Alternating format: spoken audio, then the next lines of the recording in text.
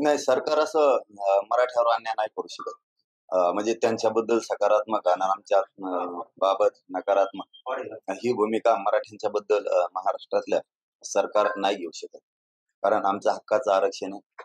कारण त्यांना जसं वाटतंय की आरक्षण असून सुद्धा आणखीन जास्तीचं मिळावं, म्हणजे असून सुद्धा जसं वरबडा वाटतंय ते येवल्याच्या त्या छगन भुजबळला, तसं आम्ही वरबडत नाहीये. आमचा हक्काचं आहे. आमच्या नोंदी आहेत. आमचं हैदराबादचं गॅजेट आहे. सातारा संस्थानचं आहे. मराठा आणि कुणबी एक आहे. 83 क्रमांकाला तशा नोंदी सुद्धा आहेत.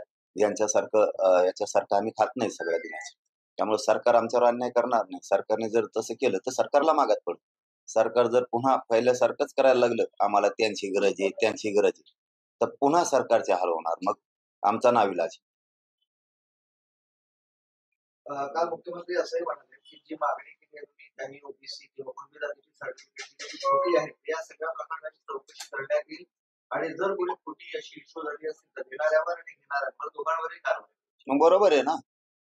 आमची एकही खोटी नाही, तरी तुम्ही त्यांचं ऐकून जाणून बुजून आमच्यावरती काय म्हणते त्याला ती कारवाई करणार. कारण जशा केसेस खोट्या केल्या तुम्ही लाखो पोरांवरती मराठ्यांच्या, तसे तुम्ही आमच्या नोंदी सापडलेल्या असूनही त्या खोट्या ठरविणार.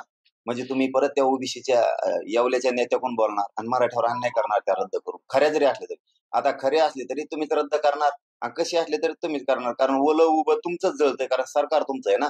त्यामुळे कसं तुम्ही जळणार.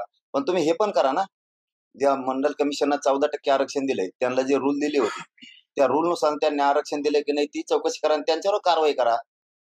तेही 14% रद्द करा. त्याच्यावरती पण कारवाई करा. मंडल आयोगावरती सुद्धा कारवाई करा.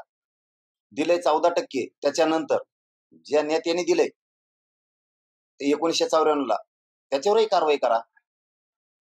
तेही